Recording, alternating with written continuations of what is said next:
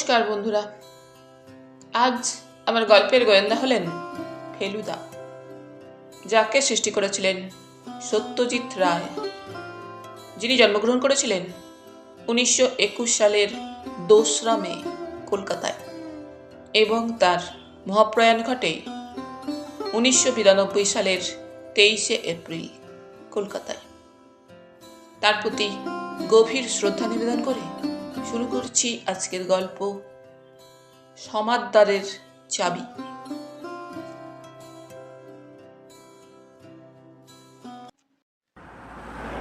ফেলুদা বলল, এই যে গাছপালা মাঠ বন দেখে দেখে চোখ জুড়িয়ে যাচ্ছে, এর বৈজ্ঞানিক কারণটা কি জানিস?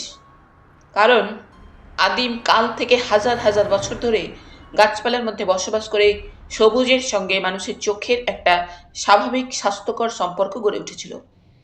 আজকাল গাছ জিনিসটা ক্রমে শহর থেকে লোপাট হতে চলেছে, তাই শহর ছেড়ে বেরোলেই চোখটা আরাম পায়, আর তার ফলে মনটাও হালকা হয়ে ওঠে। যত চোখের ব্যারাম দেখবি শহরে, পাড়াগাঁয় যা কি পাহাড়ে যা, দেখবি চশমা খুঁজে পাওয়া ভার। আমি জানি ফেলুদার নিজের চোখ খুব ভালো, তার চশমা লাগে না। সে ঘড়ি ধরে 3 মিনিট 15 সেকেন্ড চোখের পাতা না ফেলে থাকতে পারে, যদিও সে কোনোদিন গ্রামে ট্রামে থাকেনি। এটা ওকে বলতে পারতাম, কিন্তু যদি মেজাজ বিগড়ে যায়, তাই আর বললাম না। আমাদের সঙ্গে মণিবাবু রয়েছেন, মণিমোহন সমাদ্দার।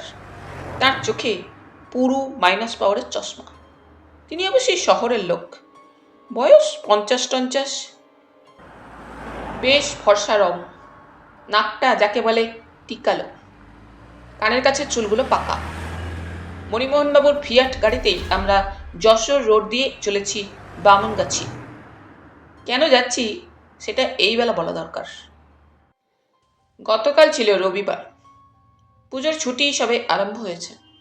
আমরা দুজনে আমাদের বৈঠকখানায় বসে আছি। আমি খবরের কাগজ খুলে সিনেমার পাতার বিজ্ঞাপন দেখছি, আর ফেলুদা একটা সংখ্যাতত্ত্ব সম্বন্ধে বই খুব মনোযোগের সঙ্গে পড়ছে। আমি লক্ষ্য করছি সে কখনো আপন মনে হেসে আর কখনো ভুরু দুটোকে ওপরে তুলে ভালো লাগা আর অবাক হওয়াটা বোঝাচ্ছে। বইটা ডক্টর ম্যাট্রিক্স সম্বন্ধে। ফেলুদা বলছিল, এই ডক্টর ম্যাট্রিক্সের মতো মানুষের জীবনে সংখ্যা বা নম্বর জিনিসটা নাকি আশ্চর্য প্রভাব বিস্তার করে। অনেক সাধারণ বা অসাধারণ ঘটনার পিছনেই নাকি খুঁজলে নানা রকমের নম্বরের খেলা আবিষ্কার করা যায়। ব্যাপারটা আমার কাছে ঠিক পরিষ্কার হতো না যদি না ফেলুদা বইটা থেকে একটা উদাহরণ দিয়ে বুঝিয়ে দিত। বলল, ডক্টর ম্যাট্রিক্সের একটা আশ্চর্য আবিষ্কারের কথা শোন। আমেরিকার দুজন বিখ্যাত প্রেসিডেন্ট খুন হয়েছিল, জানিস তো? লিঙ্কন আর কেনেডি। হ্যাঁ, আচ্ছা, এই দুজনের নামে কটা করে অক্ষর? LINCOLN, 7। KENNEDY, 7। বেশ, এখন শোন। লিঙ্কন প্রেসিডেন্ট হন 1860 সালে, আর কেনেডি হন 1960 সালে, ঠিক 100 বছর পরে। দুজনেই খুন হন শুক্রবার। খুনের সময় দুজনেরই স্ত্রী পাশে ছিল। লিঙ্কন খুন হন থিয়েটারে, সে থিয়েটারের নাম ছিল ফোর্ড। কেনেডি খুন হন মোটর গাড়িতে, সেটা ফোর্ড কোম্পানির তৈরি গাড়ি, গাড়িটার নাম ছিল লিঙ্কন। লিঙ্কনের পরে যিনি প্রেসিডেন্ট হন তার নাম ছিল জনসন, অ্যান্ড্রু জনসন। কেনেডির পরে প্রেসিডেন্ট হন লিন্ডন জনসন। প্রথম জনের জন্ম 1808, দ্বিতীয় জনের জন্ম 1908, ঠিক 100 বছর পর। লিঙ্কনকে যে খুন করে তার নাম জানিস? জানতাম, ভুলে গেছি।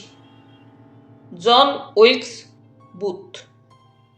তার জন্ম 1839 সালে। আর কেনেডিকে খুন করে লি হার্ভি অসওয়াল্ড। তার জন্ম ঠিক 100 বছর পরে, 1939। এইভাবে নাম দুটো আরেকবার লক্ষ্য কর। জন উইলকস বুথ, লি হার্ভি অসওয়াল্ড। কটা করে অক্ষর আছে নামে? অক্ষর গুনে থ হয়ে গেলাম। ঢোক গিলে বললাম, দুটোতেই 15। ফেলুদা হয়তো ডক্টর ম্যাট্রিক্সের তাজ্জব আবিষ্কারের বিষয়ে আরও কিছু বলতো। কিন্তু ঠিক এই সময় বিনা অ্যাপয়েন্টমেন্টে এসে হাজির হলেন মণিমোহন সমাদ্দার। ভদ্রলোক নিজের পরিচয় দিয়ে সোফায় বসে বললেন, নমস্কার, আমার নাম মণিমোহন সমাদ্দার। আমি আপনাদের পাড়াতেই থাকি, লেক প্লেসে। ফেলুদা ও বলে চুপ করে গেল।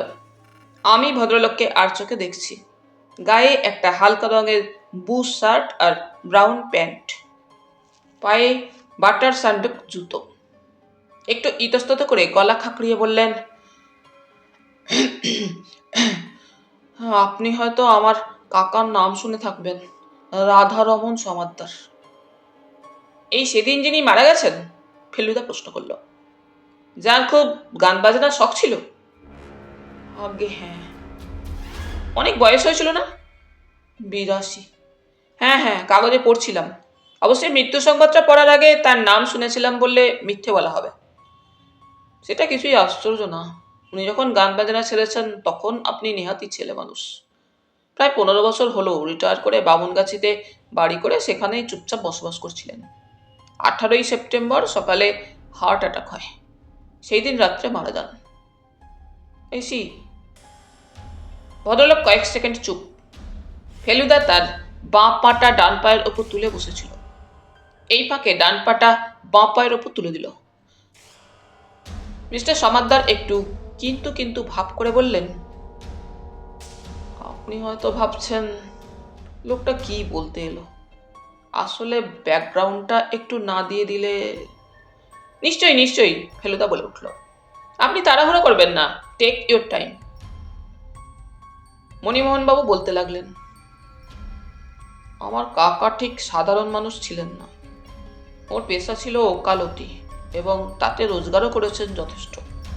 বছর 50 বয়সে সেটা ছেড়ে দিয়ে একেবারে পুরোপুরি গান বাজনার দিকে চলে যান। শুধু গাইতেন না, 7-8 রকম দেশি বিলেতি যন্ত্র বাজাতে পারতেন। সেতার, বেহালা, পিয়ানো, হারমোনিয়াম, বাঁশি, তবলা এবং এছাড়া আরও কয়েকটা। তার উপরে সংগ্রহের বাতিক ছিল। ওর বাড়িতে বাদ্যযন্ত্রের একটা ছোটখাটো মিউজিয়াম করে ফেলেছিলেন। কোন বাড়িতে? ফেলুদা প্রশ্ন করল। আমহার্স্ট স্ট্রিটে থাকতেই শুরু হয়। তারপর সেসব যন্ত্র বামুনগাছির বাড়িতে নিয়ে যান। যন্ত্রের সন্ধানে ভারতবর্ষের নানান জায়গায় গেছেন। বোম্বেতে একবার এক ইতালিয়ান জাহাজির কাছ থেকে একটা বেহালা কেনেন। সেটা কলকাতায় এনে কিছুদিনের মধ্যেই বিক্রি করে দেন 30,000 টাকায়। ফেলুদা একবার আমাকে বলেছিল, ইটালিতে প্রায় 300 বছর আগে 2-3 জন লোক ছিল যাদের তৈরি বেহালায় এমন কয়েকটা আশ্চর্য গুণ ছিল যে আজকের দিনে সেগুলোর দাম প্রায় লাখ টাকায় পৌঁছে গেছে। সমাদ্দার মশাই বলে চললেন,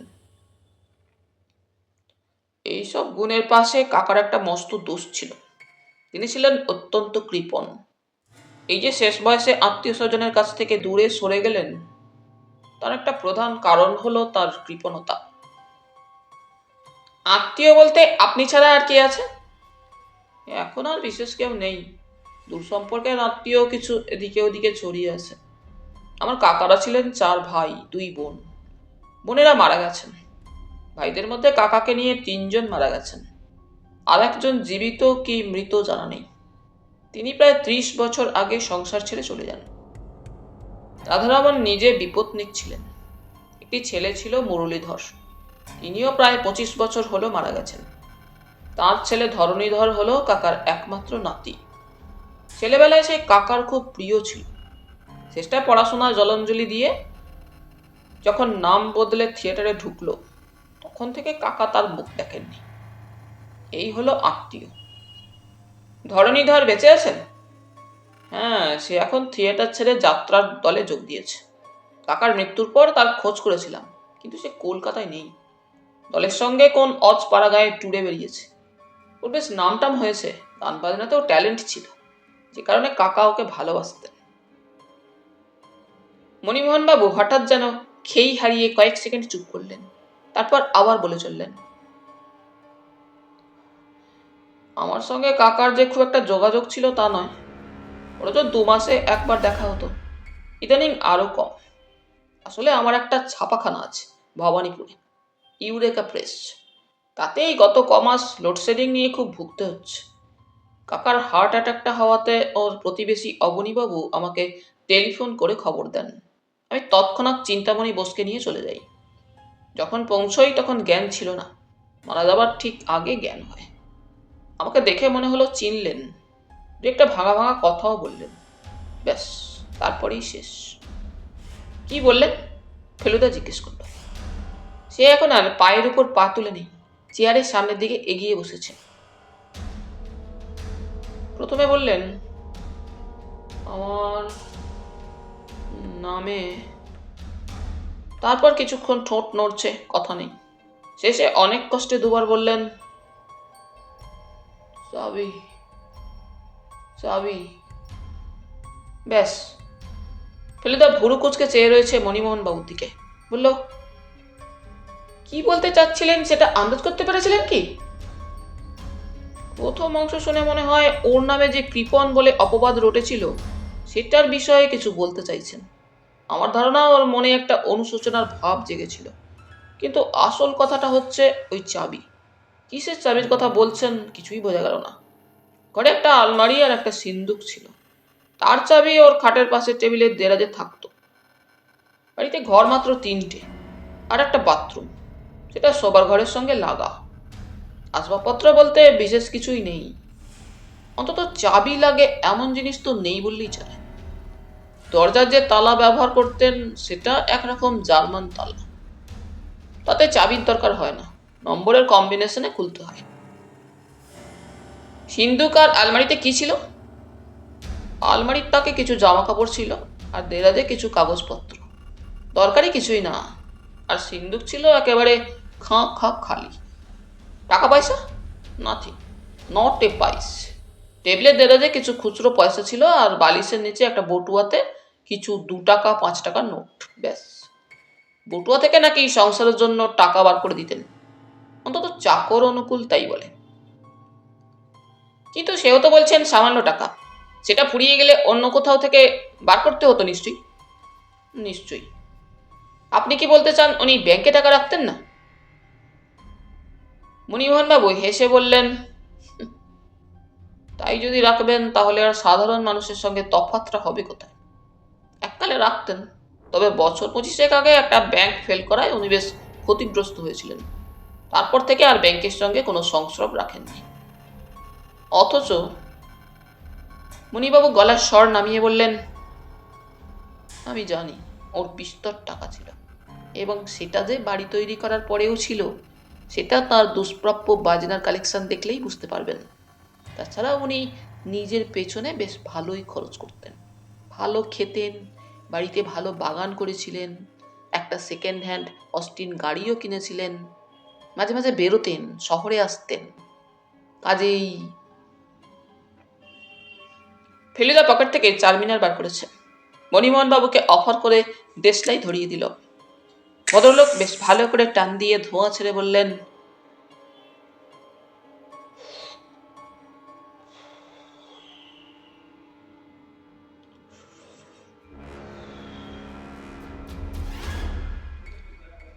এতক্ষণে হয়তো আন্দাজ করেছেন কেন আপনার কাছে এসেছি। এতগুলো টাকা সব গেল কোথায়?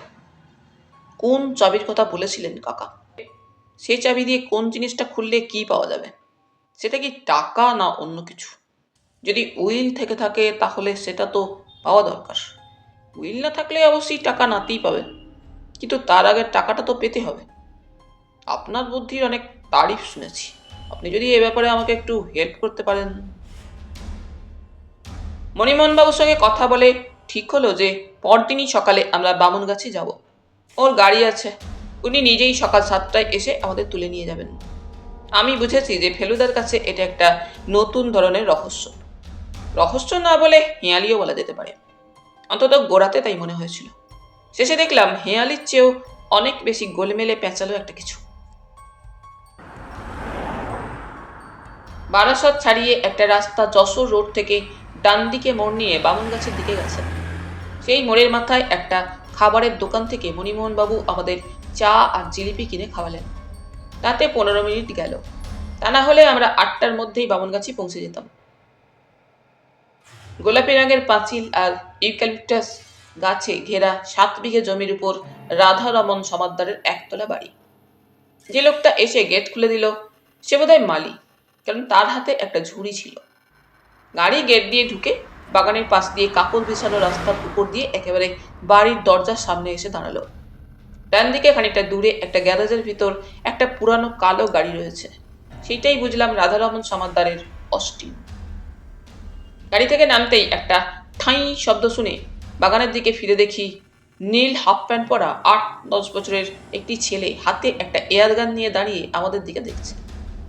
মণিমোহনবাবু তাকে বললেন, তোমার বাবা বাড়িতে আছেন? তাকে গিয়ে বলো তো যে মণিবাবু কলকাতা থেকে এসেছেন, একবার ডাকছেন। ছেলেটি বন্ধুকে ছররা ভরতে ভরতে চলে গেল। ফেলুদা বলল, প্রতিবেশীর ছেলে বুঝি?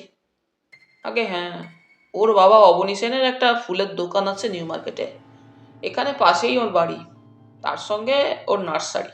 মাঝে মাঝে স্ত্রী আর ছেলেকে নিয়ে এসে থাকেন। ইতিমধ্যে একজন বুড়ো চাকর আমাদের দিকে এগিয়ে এসেছে। মণিবাবু তাকে দেখিয়ে বললেন, এই বাড়িটা যতদিন না একটা ব্যবস্থা হচ্ছে ততদিন অনুকূল এখানেই থাকছে, প্রায় 30 বছরের পুরানো চাকর। অনুকূল, এদের জন্য একটু শরবতের ব্যবস্থা করো তো। চাকর মাথা হেঁট করে হ্যাঁ বলে চলে গেল। আমরা 3 জন বাড়ির ভেতর ঢুকলাম। দরজা দিয়ে ঢুকেই একটু খোলা জায়গা, সেটাকে ঘর বলা মুশকিল, কারণ মাঝখানে একটা গোল টেবিল আর দেয়ালে একটা ক্যালেন্ডার ছাড়া আর কিছুই নেই। বাতিটাতিও নেই, কারণ এদিকটায় ইলেকট্রিসিটি নেই। আমাদের সামনেই একটা দরজা রয়েছে। মণিবাবু সেটার দিকে এগিয়ে গিয়ে বললেন, দেখুন, এই হলো সেই জার্মান তালা। দ্বিতীয় মহাযুদ্ধের আগে কলকাতা শহরেই কিনতে পাওয়া যেত। এর নাম হলো 8291। গোল তালা, তাতে চাবির গর্ত নেই, তার বদলে আছে 4টে খাঁজ। প্রত্যেকটা খাঁজের পাশে 1 থেকে 9 পর্যন্ত নম্বর লেখা আছে, আর প্রত্যেকটার মধ্যে দিয়ে ছোট্ট হুকের মতো জিনিস বেরিয়ে আছে। এই হুকগুলোতে খাঁজের এ মাথা থেকে ও মাথা পর্যন্ত ঠেলে সরানো যায়, আর দরকার হলে যে কোনো একটা নম্বরের পাশে বসিয়ে দেওয়া যায়। কোনটাকে কোন নম্বরে বসাতে হবে না জানলে তালা খোলা অসম্ভব। মণিবাবু বাদিকের খাঁজ থেকে শুরু করে সবগুলোকে পরপর 8, 2, 9 আর 1 নম্বরে ঠেলে দিতেই খরাত শব্দ করে ম্যাজিকের মতো তালাটা খুলে গেল। মণিবাবু বললেন, বন্ধ করাটা আরো সহজ। তালাটা লাগিয়ে যে কোনো একটা হুক নম্বর থেকে একটু সরিয়ে দিলেই লক। আমরা 3 জন রাধারমন সমাদ্দারের ঘরে ঢুকলাম। ঘরটা বেশ বড়, তাতে মণিবাবু যা যা বলেছিলেন সবই আছে, কিন্তু বাজনা যে এত রকম আছে সেটা ভাবতেই পারিনি।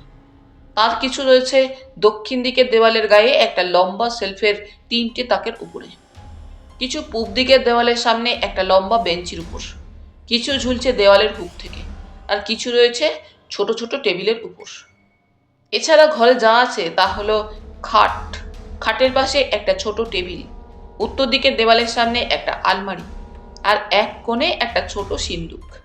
খাটের তলায় একটা ছোট ট্রাঙ্কও চোখে পড়ল। ফেলুদা প্রথমে ঘরের মাঝখানে দাঁড়িয়ে একবার চারিদিকটা দেখে নিল, তারপর আলমারি আর সিন্দুক খুলে তার ভিতর বেশ ভালো করে হাত আর চোখ বুলিয়ে নিল। তারপর দেরাজ সমেত টেবিলটাকে পরীক্ষা করলো। খাটের তোষকের নিচে দেখলো, খাটের নিচে দেখলো, ট্রাঙ্কের ভিতর দেখলো, তাতে একজোড়া পুরানো জুতো আর একটা ছেঁড়া ন্যাকড়া ছাড়া কিছুই নেই। তারপর প্রত্যেকটা বাজনা আলাদা আলাদা করে হাতে তুলে ওজন পরীক্ষা করে নেড়ে চেড়ে এদিক ওদিক ঘুরিয়ে তার ফাঁপা বা ফোলা অংশে চাবির গর্ত আছে কিনা দেখে আবার ঠিক যেমনভাবে রাখা ছিল তেমনি ভাবে রেখে দিল। তারপর ঘরের মেঝে আর দেওয়ালের প্রত্যেকটা জায়গা আঙুলের গাঁট দিয়ে ঠুকে ঠুকে দেখল। সমস্ত ব্যাপারটা করতে তার লাগলো 15 মিনিট। তারপর আরো 7 মিনিট লাগলো অন্য দুটো ঘর আর বাথরুম দেখতে। সবশেষে আবার রাধারমন বাবুর ঘরে ফিরে এসে বলল, মণিমোহন বাবু, আপনাদের মালিটিকে একবার ডাকুন তো। মালি এলে ফেলুদা তাকে দিয়ে ঘরের জানালায় রাখা দুটো ফুলের টব থেকে মাটি বার করিয়ে তাতে কিছু নেই দেখে আবার মাটি ভরিয়ে ফুল সমেত টব জানালায় রাখলো।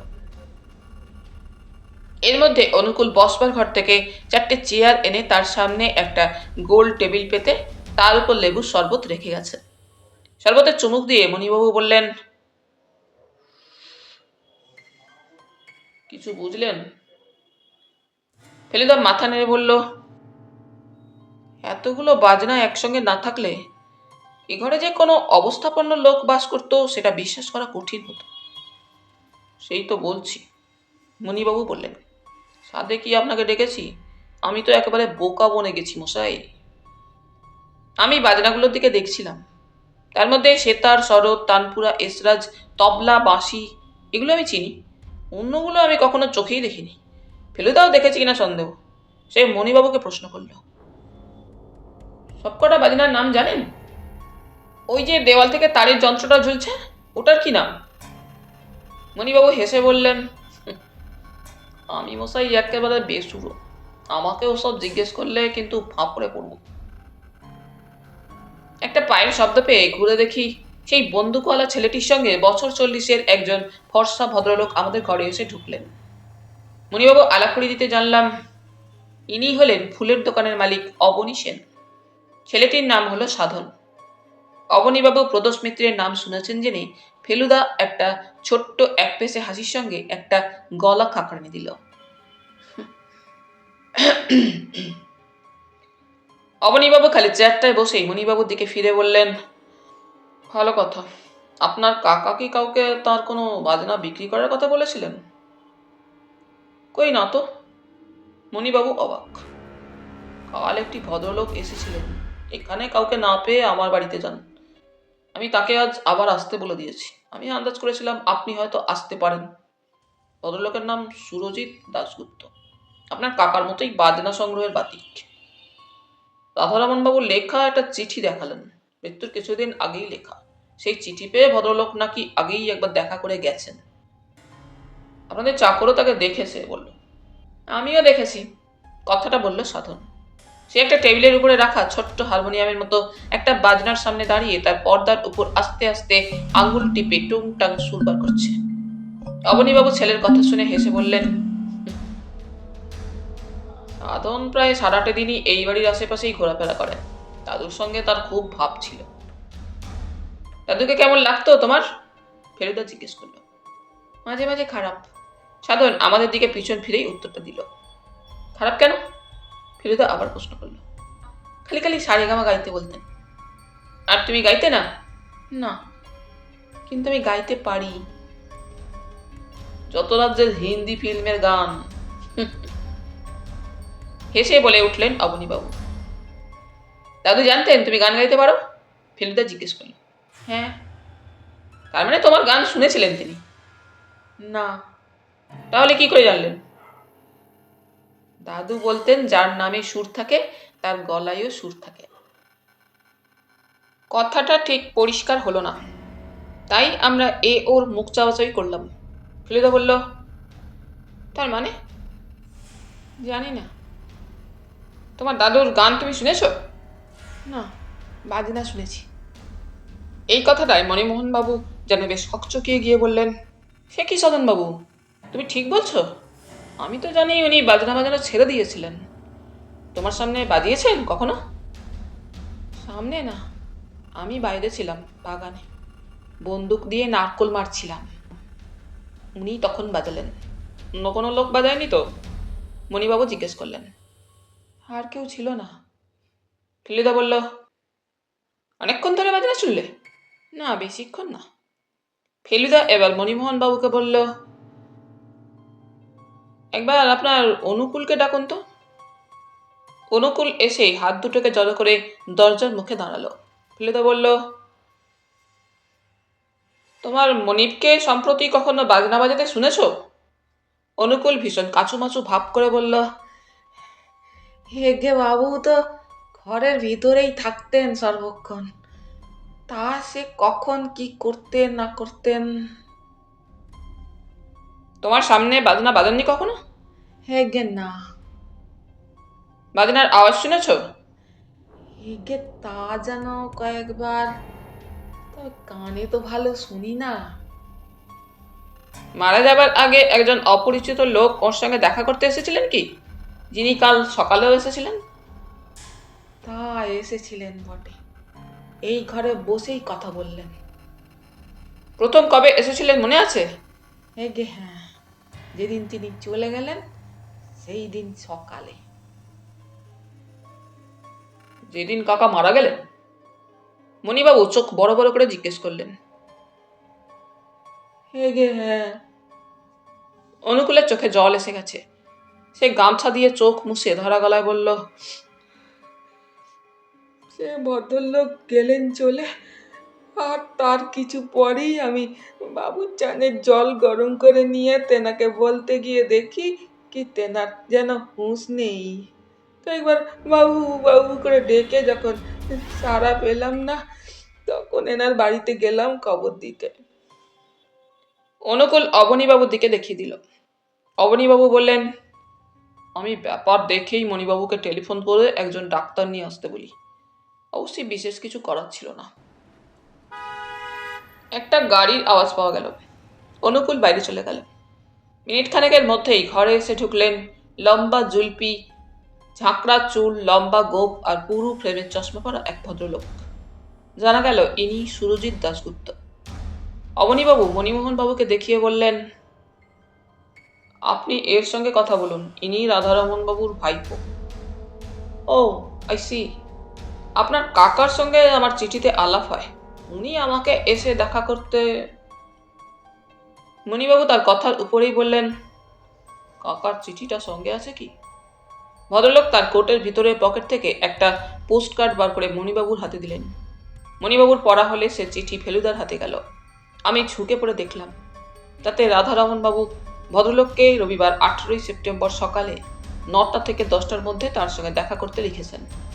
কারণটাও বলা আছে, বাদ্যযন্ত্র আমার যাহা আছে তাহা আমার নিকটেই আছে, আপনি আসলেই দেখিতে পাইবেন।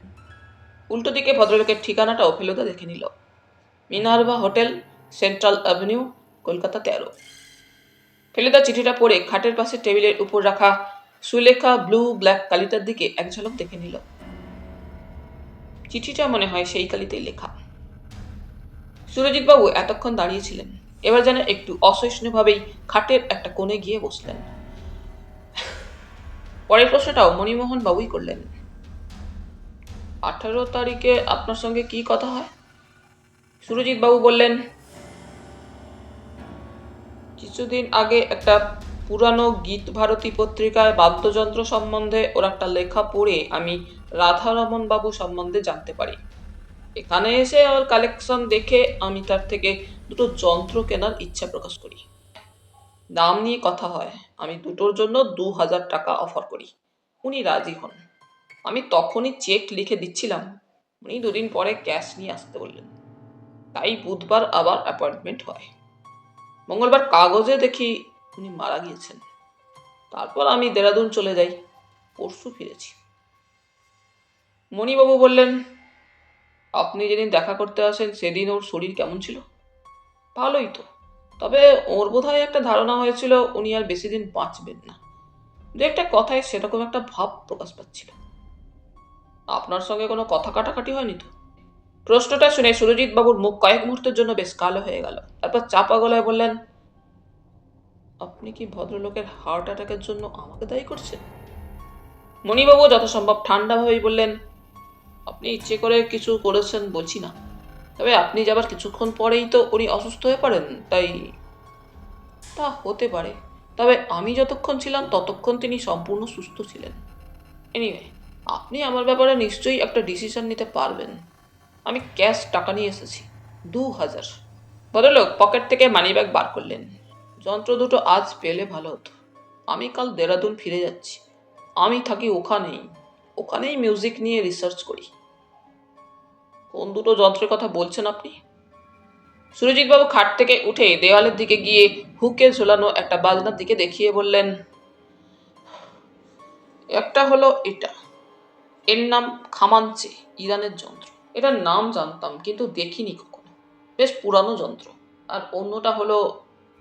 সুরজিৎবাবু ঘরের উল্টো দিকে একটা নিচু টেবিলের উপর রাখা ছোট্ট হারমোনিয়ামের মতো দেখতে যন্ত্রটার সামনে গিয়ে দাঁড়ালেন। এটাই কিছুক্ষণ আগে সাধন বাজাচ্ছিল। ভদ্রলোক সেটার দিকে আঙুল দেখিয়ে বললেন, এটার নাম মেলোকর্ড। এটা বিলিতি যন্ত্র, আগে দেখিনি কখনো। আমার বিশ্বাস অল্প কয়েকদিনের জন্য ম্যানুফ্যাকচার হয়েছিল, তারপর বন্ধ হয়ে যায়। খুব সিম্পল যন্ত্র, তবে পাওয়া যায় না বলে 1,000 অফার করেছিলেন। উনি তখন রাজিই হয়েছিলেন।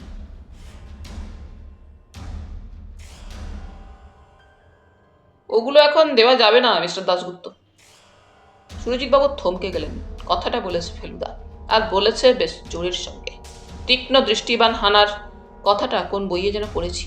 সুরজিৎবাবু মণিবাবুর দিক থেকে বাঁই করে ঘুরে ফেলুদার দিকে সেই রকম একটা তীক্ষ্ণ দৃষ্টিবান হেনে শুকনো ভারী গলায় বললেন, আপনি কে? উত্তর দিলেন মণিবাবু, উনি আমার বন্ধু। তবে উনি ঠিকই বলেছেন, ওগুলো এখন দেওয়া যাবে না। তার প্রধান কারণটা আপনার বোঝা উচিত। কাকা যে ওগুলো আপনাকে বিক্রি করতে রাজি ছিলেন তার কোনো প্রমাণ নেই। সুরজিৎ দাশগুপ্ত কয়েক মুহূর্ত পাথরের মতো দাঁড়িয়ে রইলেন। তারপর হঠাৎ কিছু না বলে গটগট করে ঘর ছেড়ে বেরিয়ে গেলেন। ফেলুদাও দেখে চেয়ার ছেড়ে উঠে দাঁড়িয়েছে। সুরজিৎবাবুর ঘটনাটা যেন কিছুই নয় এইরকম একটা ভাব করে সে দেওয়ালের দিকে এগিয়ে গিয়ে প্রথমে খামাঞ্চে যন্ত্রটাকে মন দিয়ে দেখল। রাস্তায় যে খেলার বেহালা বিক্রি হয় অনেকটা সেই রকম দেখতে, যদিও তার চেয়ে অনেক বড়, আর গোল অংশটায় খুব সুন্দর কাজ করা। এবার খামাঞ্চে ছেড়ে ফেলুদা গেল মেলোকর যন্ত্রটার কাছে। সাদা কালো পর্দায় চাপ দিতেই আবার সেই পিয়ানো আর সেতার মেশানো টুকটাক শব্দ। এই বাজনার আওয়াজ শুনেছিলে কি? ফেলুদা সাধনকে জিজ্ঞেস করলো। হতে পারে। সাধনের মতো এত অল্প বয়সে এত গম্ভীর ছেলে আমি খুব কম দেখেছি। এবার ফেলুদা আলমারির দেরাজ থেকে একতারা পুরানো কাগজ বার করে মণিবাবুকে বলল, এগুলো আমি একটু বাড়িতে নিয়ে যেতে পারি কি? মণিবাবু বললেন, নিশ্চয়ই, আরও যদি কিছু। না, আর কিছু দরকার নেই। আমরা যখন ঘর থেকে বেরোচ্ছি তখন সাধন জানালা দিয়ে বাইরে আকাশের দিকে তাকিয়ে একটা অদ্ভুত সুর গুনগুন করছে। সেটা কিন্তু কোনো ফিল্মের গানের সুর নয়। ফেলুদা মণিমোহনবাবুর কাছ থেকে 2 দিন সময় চেয়ে নিয়েছিল। চাইতেই হবে, কারণ রাধারমণ বাবুর বাড়ি তন্ন তন্ন করে খুঁজেও কোনো চাবি বা চাবি দিয়ে খোলা যায় এমন কোনো বাক্স বা ওই ধরনের কিছু পাওয়া যায়নি। তাই ফেলুদা বলল, 1 নম্বর ওকে চুপচাপ বসে চিন্তা করতে হবে। 2 নম্বর, রাধারমণ বাবুর কাগজপত্র ঘেঁটে লোকটা সম্বন্ধে আরও কিছু জানা যায় কিনা দেখতে হবে। আর 3 নম্বর, গান বাজনা সম্বন্ধে আর একটু ওয়াকিবহাল হতে হবে। বামনগাছি থেকে ফেরার পথে মণিমোহনবাবু বললেন, এরকম বুঝছেন মিস্টার মিত্র? ফেলুদা তার গম্ভীর ও অন্যমনস্ক ভাবটাকে ছেড়ে ফেলে দিয়ে বলল, আপনাকে কতগুলো সন তারিখের ব্যাপারে একটু হেল্প করতে হবে। বলুন। আপনার খুড়তুতো দাদা অর্থাৎ রাধারমণ বাবুর ছেলে মুরলীধর কবে মারা গেছেন? 45-এ, 28 বছর আগে। তখন তার ছেলের বয়স কত ছিল? ধরণীর বয়স ছিল 7 কিংবা 8। ওরা কলকাতাতেই থাকতো? না, দাদা ভাগলপুরে ডাক্তারি করতেন। উনি মারা যাওয়ার পর বৌদি ছেলেদের নিয়ে কলকাতায় এসে শ্বশুর বাড়িতে ওঠেন। তখন বাবা ছিলেন আমহার্স্ট স্ট্রিটে। আমহার্স্ট স্ট্রিটেই বৌদি মারা যান। ধরণী তখন সিটি কলেজে পড়ছে। মা মারা যাওয়ার পর থেকেই তার মতিগতি বদলে যায়। সে পড়াশোনা ছেড়ে থিয়েটারে ঢোকে। আর তার বছরখানেক পরে কাকাও চলে গেলেন বামুনগাছি। ওর বাড়িটা তৈরি হয়েছিল 59-এ। গেটের গায়ে ডেট লেখা রয়েছে। রাধারমণবাবুর কাগজপত্রের মধ্যে ছিল কিছু পুরানো চিঠি, কিছু ক্যাশ মেমো, 2টো ওষুধের প্রেসক্রিপশন, স্পিগলার নামে একটি জার্মান কোম্পানির পুরানো ক্যাটলগ। তাতে নানা রকম বাজনার ছবি ও দাম। খাতার কাগজে লেখা কয়েকটা বাংলা গানের স্বরলিপি। খবরের কাগজ থেকে নানান সময়ে কাটা 5টা নাটকের সমালোচনা। সেগুলোতে সঞ্জয় লাহিড়ী বলে একজন অভিনেতার প্রশংসা নীল পেন্সিলে আন্ডারলাইন করা। এর মধ্যে 3টে জিনিস নিয়ে ফেলুদা মন্তব্য করল। স্বরলিপিগুলো দেখে বলল, সুরজিৎ বাবু যে পোস্টকার্ডটা দেখালেন তার হাতের লেখার সঙ্গে এ লেখার মিল আছে। ক্যাটালগটা দেখে বলল, মেলোকর্ড বলে কোনো যন্ত্রের নাম এতে দেখছি না। আর থিয়েটারের সমালোচনাগুলো দেখে বলল, যদ্দূর মনে হচ্ছে এই সঞ্জয় লাহিড়ী আর ধরণীধর সমাদ্দার একই লোক। আর তাই যদি হয় তাহলে বলতে হবে নাতির মুখ না দেখলেও তার সম্বন্ধে খোঁজ খবরটা রাখতেন রাধারমণ বাবু। কাগজগুলো সযত্নে একটা প্লাস্টিকের ব্যাগে রেখে ফেলুদা থিয়েটারের পত্রিকা, মঞ্চ লোকে টেলিফোন করে সঞ্জয় লাহিড়ী কোন যাত্রার দলে আছে জিজ্ঞেস করল। জানা গেল দলের নাম মডার্ন অপেরা। সেখানে সঞ্জয় লাহিড়ী হিরোর পাঠ করে। তারপর মডার্ন অপেরার অফিসে ফোন করে জানা গেল যাত্রার দল 3 সপ্তাহ হলো জলপাইগুড়ি ট্যুরে বেরিয়ে গেছে, ফিরতে আরও দিন 7। এ খবরটা অবশ্যই মণিবাবু আগেই দিয়েছিলেন। দুপুরে খাওয়া দাওয়ার পরে আমরা বেরোলাম। একদিনে একসঙ্গে এত রকম জায়গায় অনেকদিন যাইনি। প্রথমে জাদুঘর। কেন যাচ্ছি আগে থেকে জানি না, কারণ ফেলুদার এখন মৌনী পর্ব। তার উপরে মাঝে মাঝে আঙুল মটকাচ্ছে, বুঝাচ্ছে যে ভীষণ মন দিয়ে ভাবছে। এই ডিস্টার্ব করা চলবে না। জাদুঘরে যে এরকম একটা বাজনার সংগ্রহ আছে সেটা জানতাম না। অবশ্যই সবই দেশি বাজনা, একেবারে মহাভারতের যুগ থেকে আজকের যুগ পর্যন্ত। শুধু বিনাই যে এত রকম হতে পারে তা আমার ধারণাই ছিল না। এরপরে বিলিতি বাজনার দোকান। প্রি স্কুল স্ট্রিটের শালদানহা কোম্পানি বলল মেলোকর্ডের নাম কখনো শোনেনি। সেখান থেকে গেলাম লালবাজারে। লালবাজারের মণ্ডল কোম্পানির একটা ক্যাশ মেমো রাধারমন বাবুর কাগজপত্রের মধ্যে ছিল, তাই বোধহয় ফেলুদা সেখানে গেল। দোকানের মালিক একেবারে জহর রায়ের মতো দেখতে। বললেন,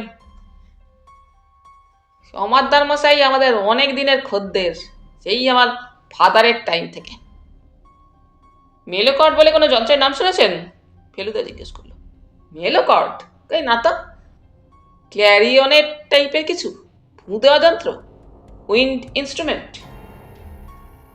না, বলতে পারেন হারমোনিয়াম টাইপের, সাইজ অনেক ছোট, আওয়াজটা পিয়ানো আর সেতারের মাঝামাঝি। ছোট সাইজের বাজনা, তাতে কটা অক্টেভ পাচ্ছেন আপনি? আমি জানি যে সা রে গা মা পা ধা নি সা, এই 8টা সুর মিলে একটা অক্টেভ হয়। মণ্ডলের দোকানেই একটা হারমোনিয়াম দেখেছি, 3 অক্টেভের বেশি পর্দা রয়েছে। মেলোকর্ডে মাত্র একটা অক্টেভ রয়েছে শুনে মণ্ডল মাথা নেড়ে বললেন, না মশাই, এ শুনে মনে হচ্ছে খেলনা টেলনা ধরনের কিছু হবে। আপনি বরঞ্চ নিউ মার্কেটে দেখুন। এরপরে ফেলুদা কলেজ স্ট্রিটের দাশগুপ্তর দোকান থেকে 19 টাকা দিয়ে 3টে সঙ্গীতের বই কিনল। তারপর সেখান থেকে বিধান সরণিতে মঞ্চলোকের অফিসে গিয়ে অনেক খুঁজে সঞ্জয় লাহিড়ীর একটা দুমড়ানো ছবি চেয়ে নিল। দাম দিতে হবে কিনা জিজ্ঞেস করাতে সম্পাদক রতুল হাজরা জিভ কেটে বলল, হ্যাঁ, দামের কথা কি বলছেন আপনি? ফেলু মিত্তির না?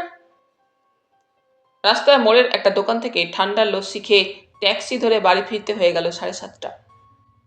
এসে দেখি পাড়া ঘুরঘুরটি, লোডশেডিং চলছে।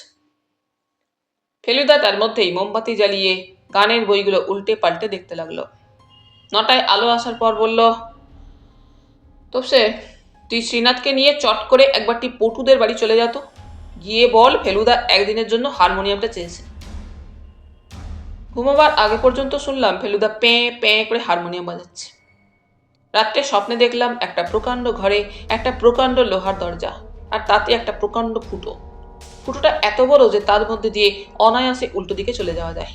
কিন্তু তা না করে আমি, ফেলুদা আর মণিমোহন বাবু 3 জনে একসঙ্গে একটা প্রকাণ্ড চাবিকে আঁকড়ে ধরে সেটাকে ফুটোটার মধ্যে ঠোকাতে চেষ্টা করছি। আর সুরজিৎ দাশগুপ্ত একটা আলখাল্লা করে তিরিং বিরিং লাফাচ্ছেন আর সুর করে বলছেন, 8291 8291 8291।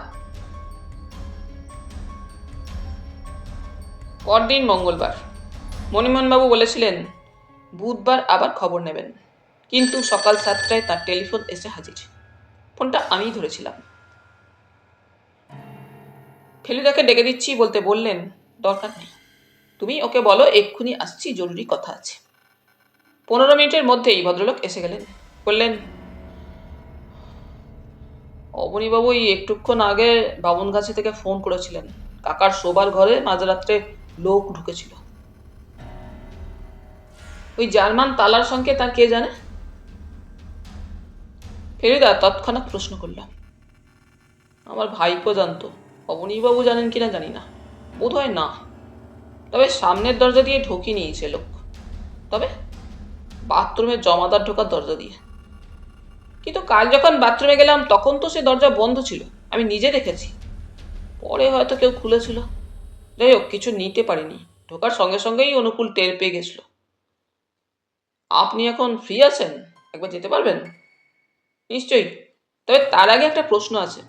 রাধারমণবাবুর নাতিকে, অর্থাৎ আপনার ভাইপো ধরণীধরকে এখন দেখলে চিনতে পারবেন? মণিবাবু ভুরু কুঁচকে বললেন, অনেক কাল দেখা নেই ঠিকই, তবু হাজার হোক ভাইপো তো। ফেলুদা তার ঘর থেকে একটা ছবি এনে মণিমোহন বাবুকে দিল। মঞ্চলোকের অফিস থেকে আনা সঞ্জয় লাহিড়ির ছবি। তার উপর ফেলুদা কালি দিয়ে একজোড়া গোঁফ আর একটা মোটা ফ্রেমের চশমা এঁকে দিয়েছে। মণিবাবু লাফিয়ে উঠে বললেন, আরে এ যে দেখছি সুরজিৎ দাশগুপ্তর মতো মনে হচ্ছে কি? হ্যাঁ হ্যাঁ, কেবল নাকের কাছটায় একটু, যাই হোক মিল একটা আছে। এটা আসলে আপনার ভাইপোরই ছবি, আমি কেবল একটু রং চড়িয়েছি। আশ্চর্য, আমারও কথাটা মনে হয়নি তা নয়। ইনফ্যাক্ট কাল রাত্রে একবার ভেবেছিলাম আপনাকে ফোন করে বলি, কিন্তু প্রেসে ওভারটাইম কাজ হচ্ছিল, ফিরতে অনেক রাত হলো, তাই আর বলা হয়নি। অবশ্যই নিশ্চিত হয়ে কিছু বলা সম্ভবও হতো না। ধরনীকে গত 15 বছরে প্রায় দেখিনি বললেই চলে। থিয়েটারেও না, কারণ ও বাতিকটা আমার একদমই নেই, আর যাত্রা তো ছেড়েই দিলাম। অথচ আপনার অনুমান যদি সত্যি হয় তাহলে দুটো ব্যাপার প্রমাণ করতে হয়। এক, সুরজিৎ দাশগুপ্ত বলে আসলে কেউ নেই। দুই, সঞ্জয় লাহিড়ী যাত্রার দল থেকে ছুটি নিয়ে চলে এসেছে, এবং সেটা এসেছে আপনার কাকার মৃত্যুর আগেই। তবে মিনার্ভা হোটেলের নম্বরটা বার করতো। হোটেলের সঙ্গে কথা বলে জানা গেল সুরজিৎ দাশগুপ্ত বলে একজন সেখানে এসেছিলেন বটে, কিন্তু গতকাল সন্ধ্যাবেলা তিনি হোটেল ছেড়ে চলে গেছেন। মডার্ন অপেরায় ফোন করে লাভ নেই, কারণ কালকেই তাদের সঙ্গে কথা হয়েছে, আর তারা বলেছে যে সঞ্জয় লাহিড়ী ট্যুরে গেছে। বামনগাছি পৌঁছিয়ে ফেলুদা প্রথম পাঁচিলের বাইরেটা ঘুরে দেখল।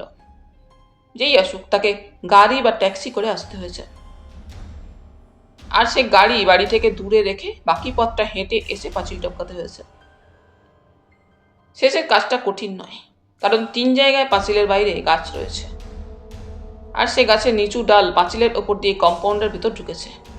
মুশকিল হচ্ছে কি, বর্ষার দিন হলে মাটিতে পায়ের ছাপ পড়তো, কিন্তু এই মাটি একেবারে খটখটে শুকনো। অনুকূলের শরীর ভালো নয়। সে তার ঘরে বিছানায় শুয়ে কুই কুই করে যা বলল, তাতে বোঝা গেল যে মাথার যন্ত্রণায় আর মশার কামড়ে রাত্রে তার ভালো ঘুম হচ্ছিল না।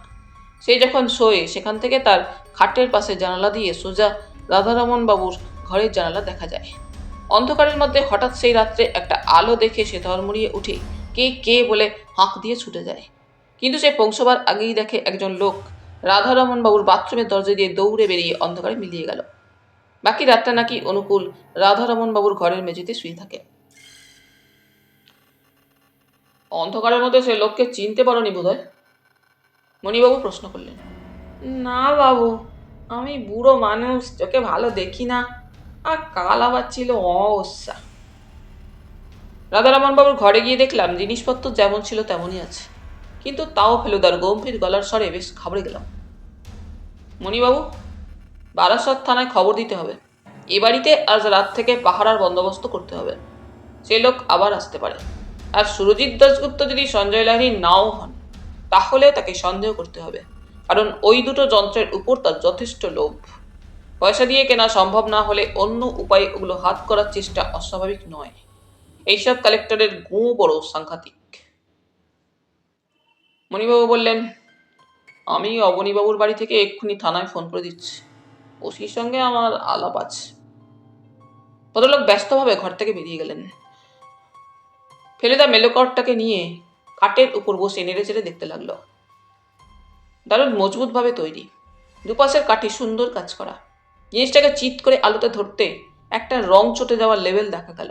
ফেলুদা চোখ কুচকে লেখাটা পড়ে বলল, স্পিগলার কোম্পানির তৈরি, made in Germany. Feluda harmonium বাজাতে জানে না ঠিকই, কিন্তু কাঁচা হাতে একটা একটা করে পর্দা টিপে যখন জনগণ মনর খানিকটা মেলোকর্ডে বাজালো, তখন যন্ত্রটার গুণে সেটা শুনতে বেশ ভালোই লাগছিল। তারপর সেটাকে আবার টেবিলের উপর রেখে বলল, একবার ইচ্ছে করে জিনিসটাকে ভেঙে ভেতরে কি আছে দেখি, কিন্তু যদি দেখি কিছু নেই, তাহলে বাজনাটার জন্য আফসোস হবে। সুরজিৎ দাশগুপ্ত 1000 টাকা অফার করেছিল এটার জন্য। অনুকূল এই শরীর নিয়েও শরবত করে এনেছিল। সেটাই চুমুক দেবার সঙ্গে সঙ্গেই মণিমোহন বাবু ফিরে এসে বললেন, থানায় বলে এসেছি 2 জন লোক থাকবে সন্ধ্যা থেকে। অবনীবাবু বাড়ি ছিলেন না, সাধনকে নিয়ে কলকাতা গেছেন, ফিরবেন বিকেলে। ফিরিদা বলল, রাধারমণ বাবুর টাকা লুকিয়ে রাখার ব্যাপারটা আপনি ছাড়া আর কে জানতে পারে? মণিবাবু গম্ভীরভাবে বললেন, আমি নিজে জেনেছি কাকার মৃত্যুর পরে, টাকা দিয়ে খোঁজাখুঁজি হচ্ছে সেটা অবশ্যই অবনীবাবু জানেন, কিন্তু তার অ্যামাউন্টটা কত হতে পারে সেটা জানার কথা নয়। আর সুরজিৎ দাশগুপ্ত যদি আসলে ধরণীধর হয়ে থাকে, তাহলে সে যেদিন কাকার সঙ্গে এসে কথা বলেছিল সেদিন কিছু জেনে থাকতে পারে।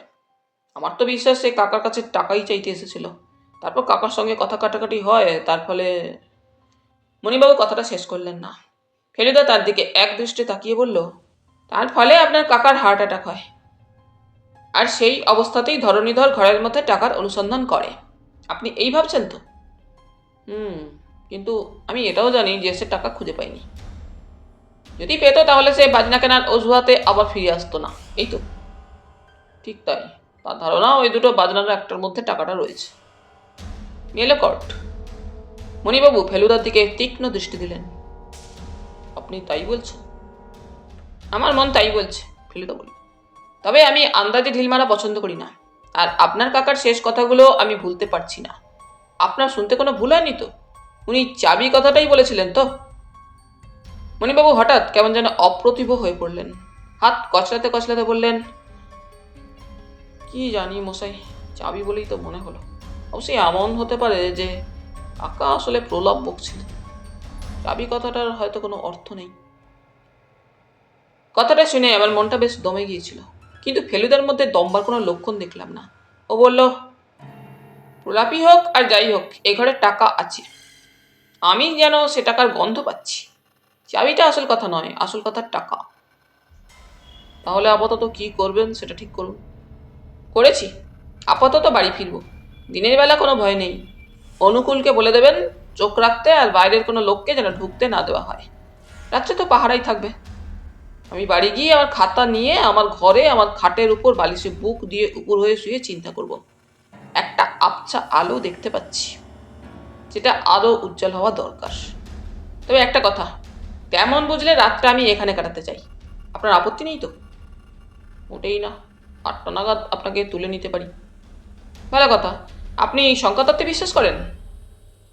সংখ্যাতত্ত্ব? মণিমোহন ভেবাচাকা। ফেলুদা তার এক পেশে হাসি হেসে বলল, আপনাদের সবাইয়ের নাম দেখছি 5 অক্ষর। রাধারমন, মুরলীধর, ধরণীধর, মণিমোহন। তাই প্রশ্নটা মনে এলো।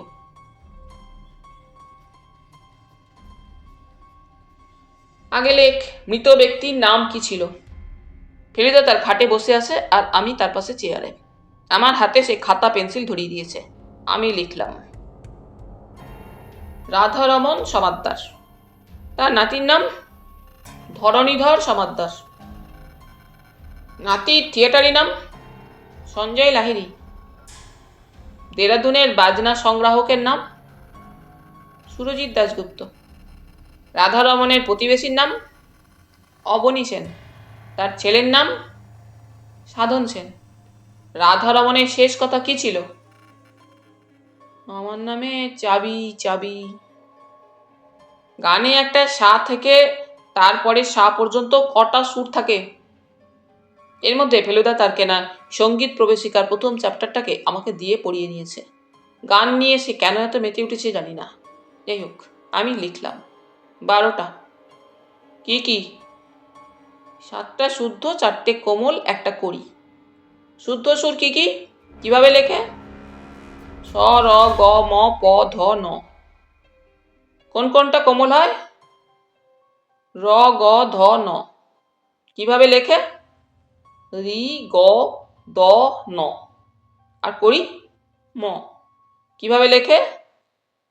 ময় ভয়। এবারে দে কাগজটা। দিলাম। এবার বাইরে বৈঠকখানায় গিয়ে বস। দরজাটা ভেজিয়ে দে, আমি কাজ করব। গেলাম বৈঠকখানায়, দরজা ভেজালাম, সোফায় বসলাম। চাঁদের পাহাড় বইটা 3বার পড়েছি, আবার পড়তে শুরু করলাম। প্রায় 1 ঘন্টা পরে ফেলুদার ঘরের এক্সটেনশন টেলিফোনে ডায়াল করার আওয়াজ পেলাম। কৌতূহল সামলাতে না পেরে দরজার কাছে গিয়ে কান লাগালাম। ফেলুদার গলা পেলাম। ডক্টর বোস আছেন? চিন্তামণি বোস? ফেলুদা সেই হার্ট স্পেশালিস্টকে ফোন করেছে, যাকে মণিবাবু নিয়ে গিয়েছিলেন তার কাককে দেখাতে। ফোনটা কাকে করেছে সেটাই জানতে চাইছিলাম, বাকি কথা শোনার দরকার নেই। আমি আবার জায়গায় এসে বসলাম। 10 মিনিট পরে আবার কটর কটর শব্দ, ডায়ালিংয়ের। উঠে দরজায় গেলাম, কান লাগালাম। ইউরেকা প্রেস, কে কথা বলছেন? মণিমোহন বাবুর প্রেস। ব্যাস, এইটুকুই যথেষ্ট। আমি আবার চাঁদের পাহাড় নিয়ে বসলাম। 4টের সময় যখন শ্রীনাথ চা আনলো, তখনও ফেলুদা ঘর থেকে বেরোলো না। শেষেই যখন দেওয়াল ঘড়িতে দেখি 4:35, আর আমি ভাবছি আমার ওই কটা লেখা নিয়ে ফেলুদা অত কি ভাবছে, ঠিক সেই সময় ও দরজা খুলে হাতে একটা আতপুরো চারমিনার নিয়ে বেরিয়ে এসে চাপা গলায় বলল, মাথা ভোঁ ভোঁ করছে রে তোপসে। একটা 82 বছরের বুড়োর মরার মুখে বলা সামান্য 3টে কথার মানে নিয়ে এত কেন ভাবতে হলো সেটা ভেবে মাথা ভোঁ ভোঁ করছে। এই জন্যে অবশ্য দায়ী আমাদের বাংলা ভাষা। আমি অবশ্যই ফেলুদার কথাবার্তা কিছুই বুঝতে না পেরে ওর দিকে চেয়ে কাঠ হয়ে বসে রইলাম। দেখতে পাচ্ছি ওর মুখের চেহারা বদলে গেছে, আর বুঝতে পারছি যে যে আবছা আলোটার কথা ও বলছিল সেটা ওর কাছে আর আবছা নেই। সা ধা নি সা নি, সব কটা শুদ্ধ সুর। শুনে কিছু মনে পড়ছে? কোনো মানে বুঝতে পারছিস? আমার মাথা আরো ঘুলিয়ে গেল। ফেলুদা বলল, তোর বুঝতে পারার কথা নয়। পারলে তোতে আর ফেলু মিত্তিরে কোনো তফাৎ থাকতো না। ভাগ্যিস তফাৎটা আছে। আমি ফেলুদা স্যাটেলাইটের বেশি আর কিছু হতে চাই না। ফেলুদা এই প্রথম সিগারেটটা ছাইদানে না ফেলে ক্যারামে স্ট্রাইকার মারার মতো করে জানালা দিয়ে বাইরে রাস্তায় ফেলে দিয়ে বৈঠকখানা টেলিফোনে গিয়ে একটা নম্বর ডায়াল করল। 10 সেকেন্ড পরেই কথা। কে? মিস্টার সমাদ্দার, চলে আসুন এক্ষুনি, বামুনগাছি যেতে হবে। হ্যাঁ, হয়ে গেছে, সব পরিষ্কার। মেলোকর্ড, হ্যাঁ মেলোকর্ডই আমাদের রহস্যের চাবিকাঠি। তারপর টেলিফোনটা রেখে গম্ভীর গলায় বলল, একটা রিস্ক আছে রে তোপসে, কিন্তু সেটা না নিলেই নয়। মণিবাবুর ড্রাইভার গুরুচরণ দেখতে বুড়ো হলেও ভিআইপি রোডে 85 কিলোমিটার/আওয়ার স্পিড তুলল। ফেলুদার ভাব দেখে মনে হলো 100 হলে সে আরও খুশি হতো। এয়ারপোর্টের পর খানিকটা রাস্তা লোকজনের ভিড়ে স্পিড অনেক কমলো, কিন্তু পরের দিকে আবার 60-এ উঠল। যদিও রাস্তা তত চওড়া নয়, আর সন্দেহ হয়ে আসছে। রাধারমন বাবুর গেটের কাছাকাছি এসে ফেলুদা বলল, পাহাড়ার লোক আসার সময় হয়নি বোধহয় এখনো। গেট দিয়ে ঢুকতেই বাগানে দেখলাম বন্দুক হাতে সাধন দাঁড়িয়ে আছে। গাড়ি থেকে নেমে ফেলুদা বলল, কি সাধন বাবু, এই সন্ধ্যায় আলোতে কি শিকার হচ্ছে? বাদুর। রাধারমন বাবুর কম্পাউন্ডের ঠিক বাইরে একটা অসত্য গাছ থেকে কয়েকটা বাদুর ঝুলছে। সেটা গাড়ি থেকে নেমেই আমার চোখে পড়েছিল। অনুকূল গাড়ির আওয়াজ পেয়ে তার ঘর থেকে বেরিয়ে এসেছিল। মণিবাবু তাকে লণ্ঠন জ্বালাতে বলে বাড়ির ভেতর ঢুকলেন, আর আমরাও ঢুকলাম তার পিছন পিছন। 8291 তালাটা খুলতে খুলতে মণিবাবু বললেন, রহস্যের কিভাবে সমাধান হলো সেটা জানতে খুব ইচ্ছে করছে। আসলে মণিবাবুর যা অবস্থা আমারও তাই। অন্ধকার ঘরে ঢুকে ফেলুদা তার ভীষণ জোরালো টর্চটা ঘরে পশ্চিমের দেওয়ালের নিচের দিকে ফেলল। আমার বুক ঢিপঢিপ করছে। আলোটা সোজা গিয়ে টেবিলে রাখা মেলোকর্ডের উপর পড়েছে। ঝকঝকে সাদা পর্দাগুলো দেখে মনে হচ্ছে বাজনাটা দাঁত বের করে হাসছে। ফেলুদা টর্চটাকে সেইভাবেই ধরে রেখে বলল, চাবি। ইংরেজিতে কি, বাংলায় চাবি। ওই যে সাদা কালো পর্দাগুলো দেখছিস, ওর আরেকটা নাম হলো চাবি। আর সেই চাবির কথাই। চোখের পলকে এমন একটা ব্যাপার ঘটে গেল যেটা ভাবতে এখনো আমার গায়ে কাঁটা দিচ্ছে। মণিবাবু হঠাৎ বাঘের মতো লাফিয়ে মেলোকর্ডটাকে তুলে নিয়ে সেটা দিয়ে ফেলুদার মাথায় একটা প্রচন্ড বাড়ি মেরে আমাকে এক ধাক্কায় মাটিতে ফেলে ঊর্ধ্বশ্বাসে দরজা দিয়ে বেরিয়ে গেলেন। ফেলুদার মার খাবার ঠিক আগেই নিজেকে বাঁচানোর জন্য টর্চ সমেত হাত দুটো মাথার উপর তুলেছিল। তাই হয়তো তার মাথায় চোট লাগেনি, কিন্তু তা সত্ত্বেও হাতের যন্ত্রণাতেই সে দেখি খাটে বসে পড়েছে। আমি নিজে মেঝে থেকে উঠতে না উঠতেই বুঝলাম মণিবাবু বাইরে থেকে 8291 বন্ধ করে দিয়েছেন। আমি তাও দৌড়ে গিয়ে কাঁধ দিয়ে দরজায় একটা ধাক্কা মেরেছি। এমন সময় ফেলুদার গলা পেলাম, বাথরুম। আমরা দুজনে ঝড়ের মতো বাথরুমে ঢুকে জমাদারের দরজা খুলে বাইরে বেরোলাম। বাগানের দিক থেকে গোলমাল। অনুকূলের গলা, অবনীবাবুর গলা। মণিবাবুর গাড়িটা বাঁই করে গেট দিয়ে বেরিয়ে চলে গেল। আমরা সামনে দরজার কাছে পৌঁছে গেছি। ওটা কে বসে আছে কাপড় বেছানো রাস্তার উপর? অবনীবাবু চেঁচাচ্ছেন, তুমি কি করলে সাধন? এটা কি করলে তুমি? ছি ছি ছি। সাধন তার সরু অথচ গম্ভীর গলায় বেশি ঝাঁঝির সঙ্গে বলল, ওদের দাদুর বাজনা নিয়ে পালাচ্ছিল। এবার ফেলুদা বলল, ও ঠিকই করেছে অবনীবাবু। অপরাধীকে এয়ারগান দিয়ে পঙ্গু করে ও আমাদের সাহায্যই করেছে। যদিও ভবিষ্যতে ওকে একটু সাবধানে বন্দুক চালাতে হবে। আপনি এক্ষুনি থানায় ফোন করে দিন, গাড়িটাকে যেন পালাতে না দেয়। ওর নম্বর হলো WMA6164। অনুকূল আর ফেলুদা দুজনে মিলে মণিবাবুকে ধরে তুলল। তার কপালের বাঁদিক থেকে ছড়ার গুলি লেগে রক্ত পড়ছে। ভদ্রলোক একেবারে থুম মেরে গেছেন। মেলেকরটি মণিবাবুর পাশেই কাঁকড়ের উপর পড়েছিল। আমি সেটাকে খুব সাবধানে তুলে নিলাম। আমরা চারজন রাধারমন বাবুর খাটের পাশে গোল হয়ে চেয়ারে বসে চা খাচ্ছি। চারজন মানে আমি, ফেলুদা, অবনীবাবু আর বারাসত থানার দীনেশ গুঁই। উনি বোধহয় ইন্সপেক্টর হবেন। ঘরের এক কোণে সিন্দুকটার সামনে আরো দুজন লোক রয়েছে। একজন দাঁড়িয়ে, সে বোধহয় কনস্টেবল, আর একজন চেয়ারে ঘাপটি মেরে বসে। ইনি হলেন অপরাধী মণিমোহন সমাদ্দার, যার কপালে এখন ব্যান্ডেজ বাঁধা। এছাড়া সাধনও রয়েছে। সে জানালার ধারে দাঁড়িয়ে বাইরের অন্ধকারের দিকে দেখছে। আমাদের পাঁচজনের মাঝখানে টেবিলের উপর রাখা হয়েছে মেলোকর্ট। এইবার বোধহয় ফেলুদা একটা রহস্য উদ্ঘাটন করবে।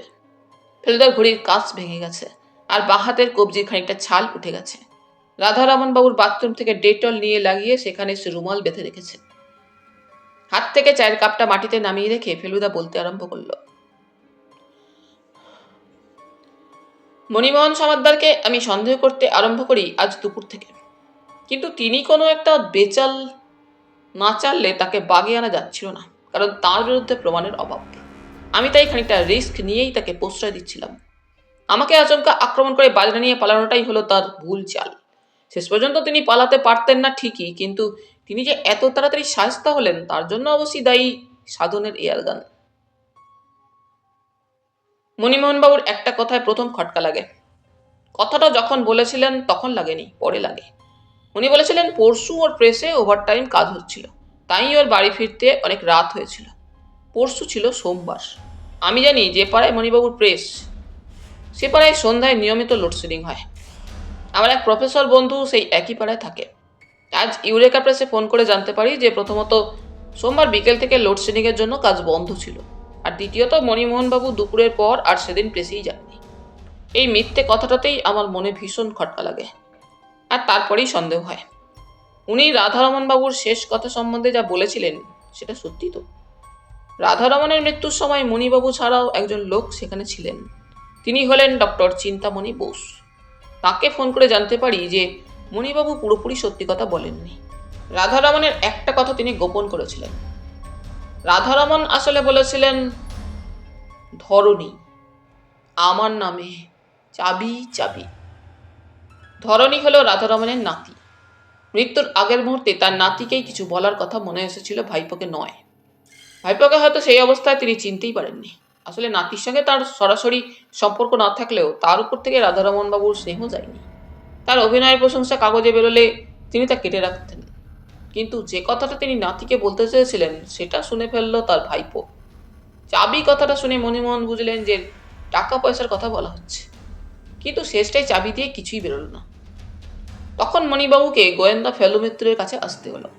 মতলব এই যে আমি টাকার সন্ধান দেব, আর উনি সুযোগ বুঝে সেটি আত্মসাৎ করবেন। উইল আছে কিনা জানা নেই, না থাকলে টাকা নাতি পাবে, আর থাকলেও মণিবাবুর পাবার সম্ভাবনা কম, কারণ আমার বিশ্বাস রাধারমন বাবু তার ভাইপোকে পছন্দ করতেন না। এখন কথা হচ্ছে, আমার কাছ থেকে কিছু একটা লুকোবার জন্যই নিশ্চয়ই মণিবাবুর মিথ্যে কথা বলার দরকার হয়েছিল। তার মাথায় কি সেদিন কোনো ক্রূর অভিসন্ধি খেলেছিল, যে কারণে তার পক্ষে প্রেসে যাওয়া সম্ভব হয়নি? সেই দিনই মাঝরাত্রে যে লোক রাধারমন বাবুর ঘরে হানা দিয়েছিল সে কি তাহলে মণিমোহন সমাদ্দার? এটা আমার কাছে খুবই বিশ্বাসযোগ্য বলে মনে হয়, কারণ সেদিনই সকালে আমি যখন রাধারমন বাবুর বাথরুম পরীক্ষা করে দেখি তখন জমাদারের দরজা ভিতর থেকে বন্ধ ছিল। সে দরজা খুলবে কে এবং কেন? বাথরুমটা তো আর ব্যবহারই হচ্ছে না। আসলে যে লোক ঢুকেছে সে সামনের দরজা দিয়ে জার্মান তালা খুলে ঢুকেছে। সে তালার সংকেত তার জানা। ঘরে ঢুকে সে লোক জমাদারের দরজা খুলে বেরিয়ে এসে জার্মান তালা বন্ধ করে আবার বাথরুম দিয়ে ঢুকেছে। এই লোক যে মণিমোহন সমাদ্দার তাতে কোনো সন্দেহ নেই। তিনি বোধহয় বাকি কথাটার মানে বুঝে ফেলে মেলোকর্ড নামক চাবিওয়ালা যন্ত্রটা নিতে এসেছিলেন, তাই না? আমাদের সকলের দৃষ্টি মণিবাবুর দিকে গেল। মাথা হেঁট অবস্থাতেই তিনি আবছা অন্ধকারে দুবার মাথা নেড়ে হ্যাঁ বললেন। ফেলুদা বলল, চাবি যে বাজনার চাবি সেটা বুঝলেও মণিবাবু বোধহয় রাধারমণের বাকি সংকেতটা ধরতে পারেননি, কারণ অতটা বুদ্ধি ওর নেই। এই বাকি সংকেতটা আমি বুঝতে পারি আজ বিকেলে, আর সেটার জন্যও দায়ী শ্রীমান সাধন। এবার আমরা সকলে অবাক হয়ে সাধনের দিকে চাইলাম। সেও দেখি বড় বড় চোখ করে ফেলুদার দিকে দেখছে। ফেলুদা বলল, তোমার দাদু সুরের বিষয় কি বলেছিলেন সেটা আরেকবার বলে দাও তো সাধন। সাধন প্রায় ফিসফিস করে বলল, যার নামে সুর থাকে তার গলাতেও সুর থাকে। ফেলুদা বলল, ভেরি গুড। এবার রাধারমণ বাবুর আশ্চর্য বুদ্ধির দিকটা ক্রমে বোঝা যাবে। যার নামে সুর থাকে, বেশ, সাধনের নামটাই ধরা যাক, সাধন সেন। এবার অকার একার বাদ দিয়ে কি দাঁড়ায় দেখা যাক। স ধ ন স ন, অর্থাৎ গানের সুরের ভাষায় সা ধা নি সা নি। এই আশ্চর্য ব্যাপারটা বোঝার সঙ্গে সঙ্গে যেন একটা নতুন দিক খুলে গেল। আমার নামে চাবি। রাধারমণ বাবু কি এখানে নিজের নামের কথাটাই বোঝাতে চেয়েছেন? রাধারমণ সমাদ্দাস, রে ধা রে মা নি সা মা দা দা রে। কি সহজ, অথচ কি ক্লেভার, কি চতুর। ধরণীধরও কিন্তু গাইতে পারত, আর তার নামেও দেখেছি সুর, ধা রে নি ধা রে সা মা দা দা রে। এইটা বোঝার সঙ্গে সঙ্গেই আমি নিশ্চিত হয়ে গেলাম যে ওই মেলোকর্ডেই রাধারমণের ব্যাংক। যান্ত্রিক কলাকৌশলের দিকে রাধারমণের যে একটা ঝোঁক ছিল সেটা ওই জার্মান তালা থেকে বোঝা যায়। এই মেলোকর্ডও জার্মানিতেই তৈরি। স্পিগলার কোম্পানি নামে এক বিখ্যাত বাজনা প্রস্তুতকারক রাধারমণ বাবুর বিশেষ নির্দেশ অনুযায়ী এই মেলোকর্ড তৈরি করে। কি ভাগ্যিস এটি সুরজিৎ দাশগুপ্তর হাতে চলে যায়নি। অবশ্যই যন্ত্র দেওয়ার আগে রাধারমণ তার ভিতরের জিনিস নিশ্চয়ই বার করে নিতেন। বোধহয় ব্যাংকের আর প্রয়োজন বোধ করছিলেন না তিনি। হয়তো তাঁর আর বেশি দিন বাঁচা হবে না, এটা তিনি সত্যিই বুঝতে পেরেছিলেন। সুরজিৎ ভদ্রলোকটিকে আমরা মিছিমিছি সন্দেহ করেছিলাম। ভাবছিলাম উনি ছদ্মবেশী ধরণীধর। আসলে সুরজিৎবাবু সত্যিই একজন বাজনা পাগল সঙ্গীতজ্ঞ লোক। তার উল্লেখ আমি গানের বইতে পেয়েছি। আর ধরণীধর সত্যিই তার যাত্রার দলের সঙ্গে ট্যুরে বেরিয়েছে। এখন জানা দরকার যে তার ভাগ্যে সত্যিই কোনো অর্থপ্রাপ্তি আছে কিনা। তার অনেক দিন থেকেই একটা নিজের যাত্রা দল করার ইচ্ছা। মঞ্চলোকের একটা ইন্টারভিউতে সে তাই বলেছে। তবে সে লণ্ঠনটা কাছে এনে ধরত। আমি লণ্ঠনটা খাটের পাশে টেবিল থেকে তুলে মেলোকর্ডের পাশে এনে ধরলাম। ফেলুদা বলল, অনেক ধকল গেছে এটার উপর দিয়ে, তবে জার্মান জিনিস তো। দেখা যাক রাধারমণের বুদ্ধি আর স্পিগলার কোম্পানির কারিগরি মিলে কি জিনিস দাঁড়িয়েছে। রাধারমণ সমাদ্দারের নামের অক্ষর ধরে ধরে ফেলুদা চাবি টিপতে আরম্ভ করে দিল। টুং টাং করে একটা অদ্ভুত সুর বেরোচ্ছে মেলোকর্ড থেকে। সেই সুরটা টেপার সঙ্গে সঙ্গে একটা চাবুকের মতো শব্দ করে সকলকে চমকে দিয়ে মেলোকর্ডের ডান পাশের কাঠটা দরজার মতো খুলে গেল। আমরা ঝুঁকে পড়ে দেখলাম সেই দরজার পিছনে রয়েছে লাল মখমলের লাইনিং দেওয়া একটা খুপড়ি, আর সেই খুপড়িতে ঠাসা রয়েছে তারা তারা 100 টাকার নোট। নোটগুলো টেনে বার করে ফেলুদা বলল, কমপক্ষে 50,000। আসুন অবনীবাবু, গোনা যাক। ফেলুদার চোখ লণ্ঠনের আলো জলজল করছে। আমি জানি সেটা লোভ নয়, সেটা তার সান্দেহ বুদ্ধির খানিকটা অংশ খাটিয়ে একটা মন ধাঁধানো জটিল রহস্য সমাধান করার আনন্দ। তাহলে বন্ধুরা, আজ এই পর্যন্তই। গল্প পাঠ তোমাদের ভালো লেগে থাকলে তোমাদের কাছে আবারও অনুরোধ থাকলো, লাইক, শেয়ার এবং সাবস্ক্রাইব করে তোমাদের মূল্যবান মতামত পাঠানোর জন্য। ধন্যবাদ।